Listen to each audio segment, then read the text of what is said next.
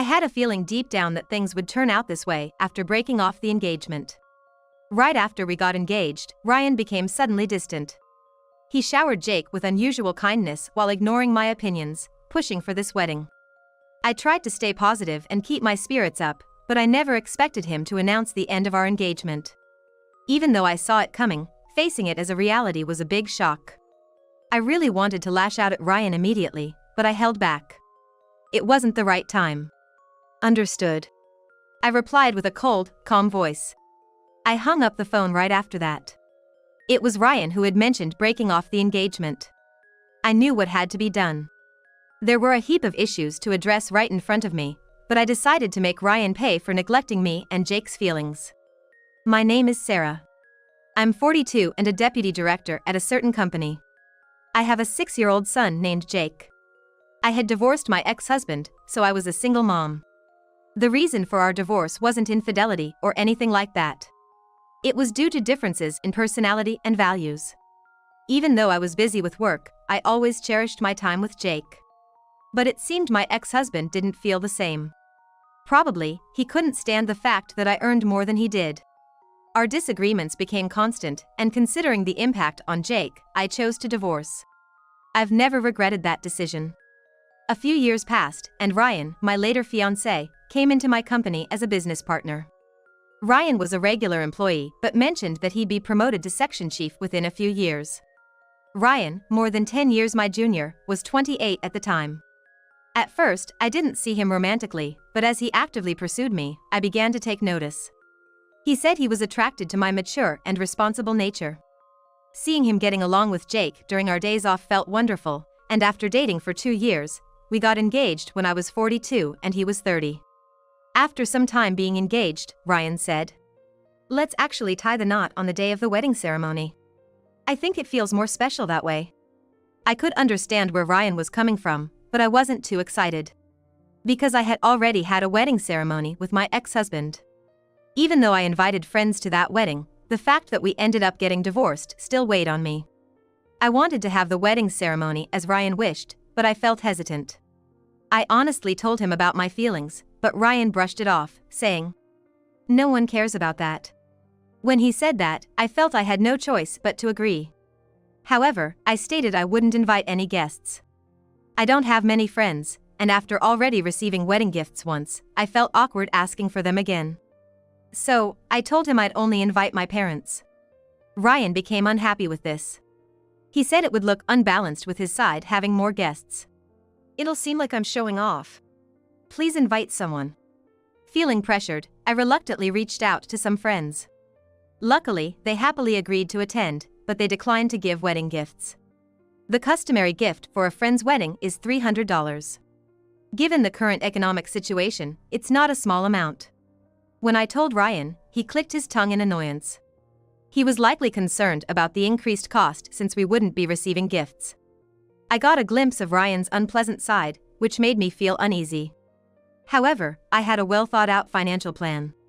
Since my divorce from my ex-husband, I had saved money, including some from even before that time.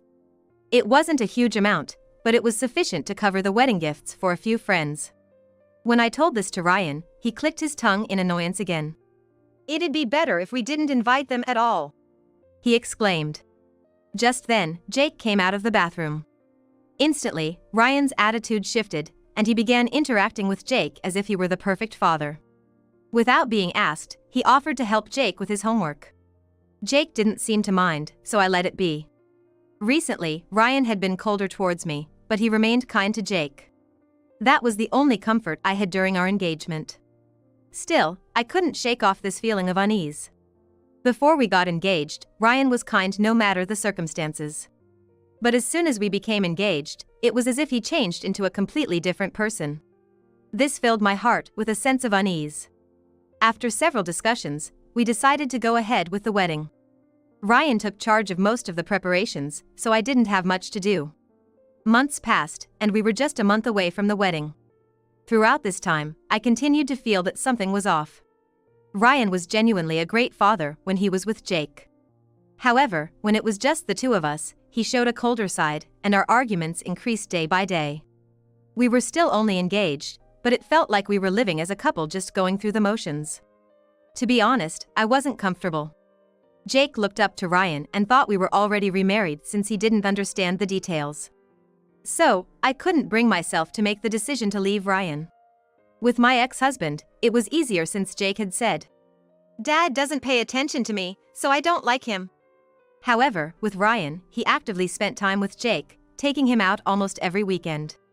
If I put up with it and kept a smile on my face, we would be the perfect family everyone envies. At some point, I realized I had placed these constraints on myself, always holding back. Luckily, due to a busy period at work, I tried not to think about Ryan. As time went on, we were almost at our wedding date. We hadn't officially registered our marriage yet, so there was still time to choose a different path. But I thought it was too soon to decide and prioritized Jake's well-being in my actions. One day, Jake expressed a desire to stay at his grandmother's house. It wasn't an unexpected request. It was summer, and he was on school vacation. It was a yearly tradition for Jake to stay at my family home in the countryside during this season. So, this year, he wanted to visit there again. Usually, I would have taken this time to enjoy some alone time. However, the circumstances were different now. Ryan, who had been cold towards me, would be at home too. I tried to persuade Jake to stay, but Ryan suddenly said, "I have a business trip anyway, and can't take him out, so it's fine." Relieved, I sent Jake off with a smile. At the same time, Ryan left for his supposed business trip, saying he'd be away for a few days. We hadn't had major fights recently, but we bickered frequently. I remembered having small disagreements with my ex-husband too, so maybe this was normal for couples. I had stopped being bothered by Ryan's attitude and our arguments, but now that I was free from them, I felt refreshed. I tried to ask Ryan about his business trip, but he told me not to interfere with his work, and I couldn't get any details. I became worried when I didn't hear from him, so I sent him an email, only to be scolded, saying it was bothersome. At that moment, it felt like a string inside me snapped. Until now, I had endured, thinking that if I made sacrifices, Jake would be happy. But I had reached my breaking point. And that breaking point came abruptly. As things progressed, the day of the wedding ceremony next month arrived. Considering the guests who'd agreed to attend, canceling wasn't really an option. This morning, Ryan said he had some business and would join me later, hurriedly leaving the house. Because of that, Jake and I headed to the venue by ourselves. This being Jake's first wedding ceremony, he seemed truly excited. But as time went on, there was no sign of Ryan. He wouldn't even answer his phone. Moreover, I noticed something strange going on. From the conversations of the staff, I learned that not a single guest invited by Ryan had arrived. There were attendance lists and seating charts, and since Ryan had been the main person handling things, there shouldn't have been any mistakes. The church ceremony was to start in about 30 minutes, but with Ryan nowhere to be seen, I called him. After 2 rings, Ryan answered with a lethargic voice. "What do you want? Stop calling me over and over." This wasn't the time for such remarks. I demanded to know where he was and why none of his guests had shown up. Sensing my panic, Ryan chuckled and said, "Of course they're not here. I didn't inform anyone about the wedding, not even my parents." I was left speechless. For a moment, I was silent, my hand trembling as I held the phone. Then, I caught the worried gaze of Jake and snapped back to reality. Struggling to keep my voice steady, I asked, "So what happens to our engagement?" Even though we hadn't officially registered our marriage, we had been living as a genuine family. I'd made many sacrifices hoping for Jake's happiness. But to Ryan, perhaps it didn't matter at all? While feeling utterly dejected, I awaited Ryan's answer. Finally, with zero understanding of my feelings, Ryan coldly said, "I think we should break off the engagement." Although I had a hunch things might come to this, facing this reality was devastating. I wanted to lash out at Ryan right then, but I held back. Now wasn't the time. I replied in an eerily calm voice. "Understood." And immediately hung up. Ryan had proposed the breakup. My course of action was now clear. While numerous issues lay before me, I resolved to handle them one by one and teach Ryan a lesson for disregarding my and Jake's feelings. The next day, Ryan called repeatedly. On the voicemail, there were numerous frantic messages from him. But I felt no obligation to answer, so I blocked his calls and sent a short message saying there was nothing left to discuss. When he persisted with replies to the email, I simply ignored them and turned off notifications. Then, realizing I had returned to my parents' house, he came over. It happened to be when I was taking a bath, so my mother dealt with Ryan. I could hear them arguing at the entrance. My parents felt relieved when I decided to respond, but they warned that if the argument intensified, they'd call the police. Hearing that, Ryan clicked his tongue in annoyance and ranted. "Hey! What's this document demanding payment for the wedding expenses? I found it at home. Are you mocking me?" Ryan had finally shown his ugly side. Up to this point, he had only shown coldness, but now I realized this crude language was his true nature. But I was the one who felt mocked. I responded with a composed attitude. "Of course. After all, you were the one who insisted on this wedding even when I was reluctant. Moreover, you pretended to invite guests and in reality, didn't send any invitations. By all accounts, you should be the one paying." Upon saying that, Ryan's face turned beet red as he retorted. He argued he hadn't eaten or drunk anything at the wedding, and since he didn't actually invite any guests, he didn't want to pay. Annoyed, I decided to silence Ryan by confronting him with a certain truth. "You're still making those excuses after all this? It's just like you to prioritize the woman you're having an affair with and bail on our wedding day with a fake emergency. No, given you didn't invite any guests, this must have been part of your plan all along." As I spoke with a mocking smile, Ryan stared wide-eyed at me. Then muttered something in a low voice. I wasn't just gonna sit back and tolerate everything. Once I decide to do something, I gotta see it through. I'd grown suspicious when Ryan went on a dubious business trip. He refused to tell me where he was and blocked my texts. Given his distant behavior up to that point, I couldn't help but suspect he was cheating. I found a nearby detective agency, met with them a few times, and got them on the case. Sure enough, they discovered Ryan was having an affair. The other woman's name was Kate, a 29-year-old waitress at a local diner. Shockingly, I learned that Ryan and Sarah had been seeing each other since a few weeks before our engagement. The detective deduced this timeline from conversations they had on their supposed anniversary. This meant that while dating me, Ryan had been carrying on with Kate as well. When I found out, I was less angry and more devastated. Ryan and Sarah's affair was, of course, still ongoing. Just yesterday, Ryan, being suspicious as usual, said he had business to attend to. I had a detective tail him, which is how I found out the real reason he bailed on our plans. Ryan, unaware I'd uncovered his cheating, turned pale and fled when confronted with the evidence. After that business trip, I consulted a lawyer with the investigative report that the detective had compiled about Ryan's infidelity. Even though we weren't legally married, I absolutely refused to let this slide without a fight. So, I wondered if there was any way to get compensation from Ryan and Kate. However, contrary to my expectations, the lawyer said that it seems I can't claim compensation from Ryan for his infidelity. We had planned to split the wedding costs, so I really didn't want to pay my share. I was wondering if there was any way to make Ryan bear the entire cost. In the midst of these secret consultations with the lawyer noticed something. Reading the investigative report, it became clear that Ryan was seriously in love with Kate, with multiple mentions of him whispering about marrying her someday. Moreover, the lawyer pointed out that Ryan seemed to view me as nothing more than a cash cow, with plans to ditch me in the future. It felt impossible to have a wedding in such circumstances. I was too heartbroken over the lengthy period of Ryan's affair to go through the entire report, but when the lawyer mentioned these points, I had to agree. The lawyer, from his experience, suggested that what Ryan and Kate were doing might amount to marital fraud and that there might be ulterior motives for Ryan pushing the wedding. I then asked if, in the worst-case scenario, Ryan was trying to ruin the wedding on purpose to get back at me, could I claim all the expenses for the ceremony? The lawyer responded that, given all the evidence at hand, claiming would indeed be possible. So, I decided to act like I was fooled by Ryan. At that time, I had recorded everything, from his casual remarks at the venue, to comments made at his parents' house. The detective's report clearly stated that Ryan's decision not to invite any guests was intentional harassment, and Kate was an accomplice. Their rather childish motive seemed to be to revel in seeing me flustered. Not knowing they were being tailed by a detective, they unwittingly provided all the evidence I needed to claim full compensation for the emotional distress and wedding expenses. I expressed my gratitude for their careless chatter. On the wedding day, I explained the situation to the guests and converted the event into a simple dinner party. After refunding all the gifts, I headed straight to the lawyer's office. The lawyer was flabbergasted, saying he hadn't seen someone so naive in a long time.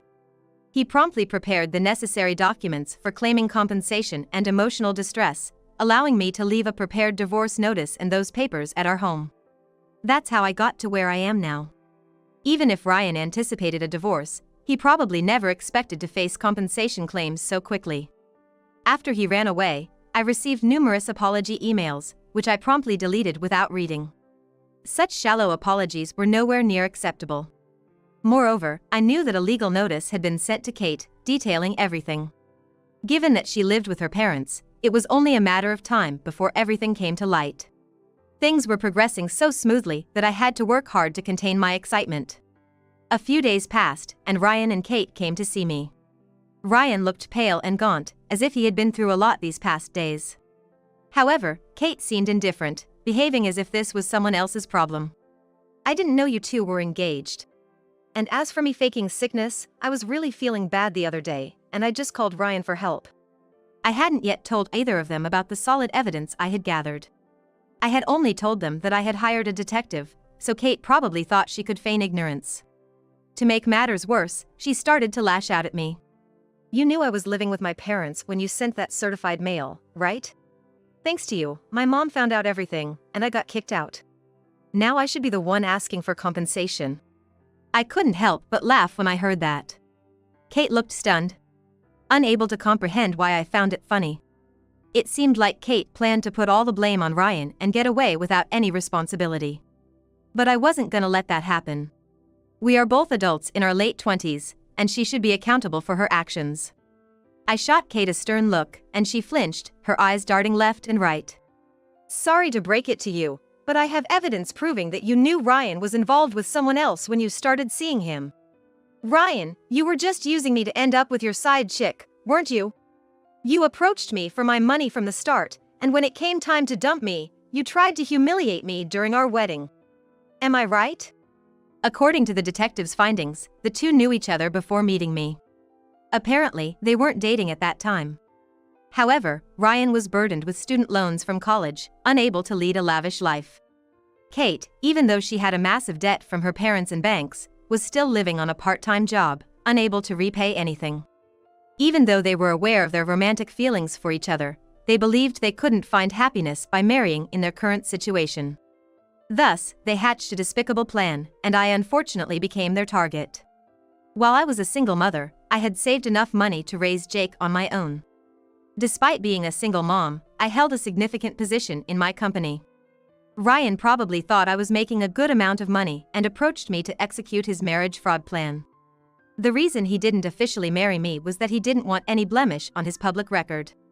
He probably thought living together would be treated as if we were married and hoped to get some of my savings when we broke up. Unfortunately for him, the savings I had been accumulating were my separate property and wouldn't be subject to division. When I told him this, Ryan was devastated. "Are you kidding? If I was gonna get sued, I at least thought I could get a good chunk through property division." As expected, his reaction just made me shake my head and chuckle. I then turned to Kate, ready to expose her ambitions. "Didn't you have an illness when you were younger that prevents you from having children for the rest of your life? You wanted a family with Ryan and saw an opportunity with me since I had Jake, right? You also knew I had money. But targeting me was your mistake. I'm not that gullible." When I confronted them, they both recoiled in fear. I was most hurt by the fact that Ryan was pretending to be kind to Jake to eventually take him away from me. There was nothing left to discuss with them directly. I told them that from now on, all dealings would be through my attorney. But Ryan made one last desperate plea. "I think I was a good father figure for Jake. You saw how close we were. Maybe we should hear what Jake thinks." The mere mention of Jake's name by Ryan disgusted me. And to add insult to injury, Kate shouted, "Exactly. Jake would definitely prefer a young mom like me over an old lady like you." I was left speechless by their audacity. As I stood there in shock, I heard footsteps coming down the stairs. It was Jake, who had been doing his homework upstairs. Upon seeing Ryan and Kate, Jake immediately said, Someone who hurts my mom isn't my dad. Ryan was visibly shaken by Jake's words. Despite being only 6 years old, Jake had sensed Ryan's exaggerated kindness towards him and the occasional coldness Ryan showed me. When I had mentioned going to my parents' house, Jake had happily asked if he could spend time with his grandpa. I realized how strong Jake truly was, especially after the incident at the wedding ceremony. Hearing this, Jake began to cry. He then turned to Kate, who was standing next to Ryan, and probably glaring at her, said, My mom's the only mom for me. And who are you, old lady? Kate, being referred to as an old lady, seemed highly offended and replied, You're just being rude. With her voice trembling. Concerned for Jake, I stepped in between them, shielding him from her. I took a deep breath, ready to deliver the final blow to Kate. It's really pathetic for an adult to retort to a 6-year-old. You're getting so red, did I hit a nerve? And you should be careful with your constant lies. The diner you work at, isn't it operated by the company my father runs? You didn't recognize the family name? Upon hearing that, Kate's face turned ghostly white. After pausing for a moment, seemingly deep in thought, she looked at the family name on the sign in front of my childhood home, which made her even paler. She muttered things like, This can't be true. And, No way. But when she saw my father's face, her face went from pale blue to stark white. Though she kept apologizing, my father's stern expression didn't waver. Startled by my father's outburst, both of them fled without looking back. Because of their blinded desires, they involved others and as a result, would face severe consequences. I sued Ryan for emotional damages and for the costs of the wedding venue. On top of that, they were taken into custody by the police for the marriage scam. I heard they were given a suspended sentence. Ryan's parents, after hearing about the situation, apologized to me and covered all the expenses Ryan owed me. Now, Ryan is back at his family home, working tirelessly from dawn to dusk to help with the family business. However, he's earning almost nothing to repay the debts and is virtually confined to the property. News of this incident spread among Ryan's friends, ruining his social relationships. Having a criminal record will surely darken his future prospects. It came to light that Kate habitually feigned sickness to skip work, leading to cold stares from her colleagues. She was close to being promoted but ended up quitting. She's now homeless, living on the streets and has become unemployed. The two of them broke up, and it seems their dreams of a happy future were crushed, leading them to live lonely lives. I've decided not to remarry, primarily for Jake's sake. While it's beneficial for a child to have a father, I wasn't longing for that, and though I may face criticism for being a single mother, the definition of happiness is determined by the individual, not by outsiders. I plan to support Jake until he becomes independent, ensuring he doesn't face any hardships.